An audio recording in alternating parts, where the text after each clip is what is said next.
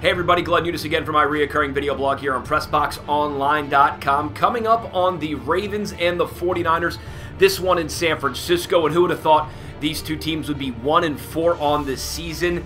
Really bad season for both teams. Listen, the Ravens are a 2-point favorite. The over-under is 44. I think that's an interesting number because obviously you always beware of that home dog. The home underdog is the San Francisco 49ers.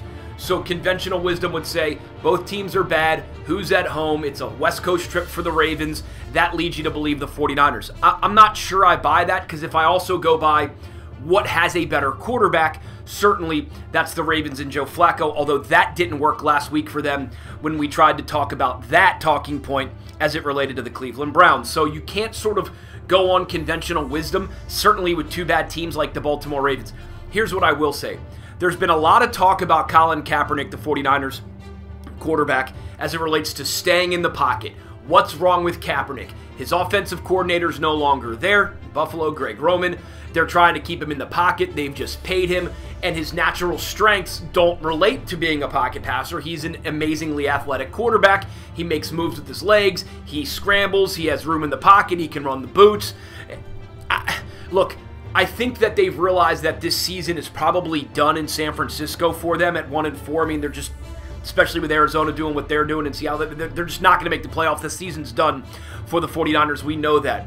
So maybe this is like, hey, look, we're home. It's a piece of pride.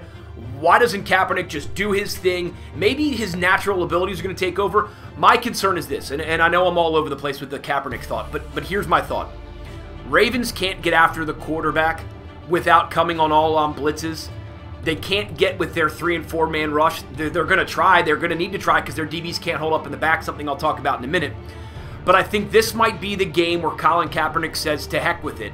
I'm going to do what makes me me, and I'm going to run, and I'm going to scramble. And oh, by the way, they can't come at me anyway with a 3- or 4-man blitz. They're not going to get to me. There's going to be room to run. There's going to be room to scramble, and if they do come at him, he's certainly quick enough to get around the edges and get up the middle if they do it that way. If they come around the edges, he can go up the middle. If they come up the middle, he can go around the edges. And maybe Colin Kaepernick of new is the Colin Kaepernick of old this weekend against the Ravens. That's my concern. If the Ravens can't get after Colin Kaepernick, he's going to have a bunch of time to pick him apart with Bolden and Torrey Smith. I'm nervous about this game. I think the key to success for the 49ers, besides all those what-ifs and maybes, is clearly using their running back, Carlos Hyde. I mean, that's where they're going to make their bread and butter. That's where they can minimize the mistakes of Kaepernick and the turnovers. They can let Kaepernick utilize his strengths. They can shorten that game, by the way, if they continue to run Carlos Hyde. I think this is a very scary game for the Baltimore Ravens because also there's a momentum factor. And if Kaepernick gets in a rhythm and gets momentum and has a few scrambles and gets a few passes, they could really start leaning on that secondary. The Ravens secondary cannot cover. We know that. They're struggling in a major way, and if you can't get a pass rush in there to disrupt Kaepernick, it could be a very long day on the west side for the Baltimore Ravens. The other side of the coin is if somehow, some way, Joe Flacco and crew, and I don't really know who and crew is anymore. I mean, it's Joe and Justin Forsett. I mean, that's the list. If they can get it going in some way, maybe. But my concern is the Ravens' lack of pass rush, the Ravens' lack of secondary ability to cover, and quite frankly, the Ravens are taking way too many penalties. And you can chalk that up to stupidity and Babin, who's now been cut. I don't think this is a very good team. I think we talked about this a couple years ago. This might be the year that's the forced restart for the Baltimore Ravens where it's like, whatever. I don't even want them to go 8-8. Like, if they lose this weekend, don't even worry about salvaging the season. Dump every game. It's hard to dump because there's some really bad teams out there, but dump every game and get a top 8 pick. And I know that sounds like a loser mentality, but it's not. That's strategically placing your mind for the future of the franchise, right? So there's two things.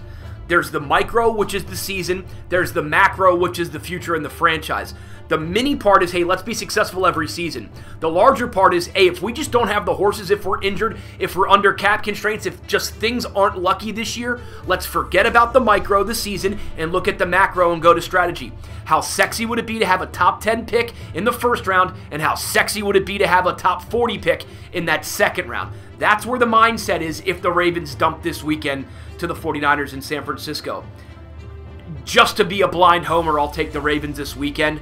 I don't love the game at all from a gambling standpoint. I just don't love it at all. I don't even know who to take in fantasy on either of these teams if I were to go that route.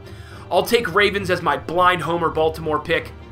26-22 Ravens. How's that? 26-22 Ravens going up against the 49ers in San Francisco. It's a later afternoon kickoff, so enjoy your Sunday morning. And as always, thank you to our sponsor, Carbiz. Check them out online at carbiz.com. On all their social platforms, it's at Carbiz. And as always, I'm here on PressBoxOnline.com. We urge you to share, to retweet, to subscribe on the YouTube page. We really want to get this thing rolling in a big way, and we can only do that with your views and your clicks and your support.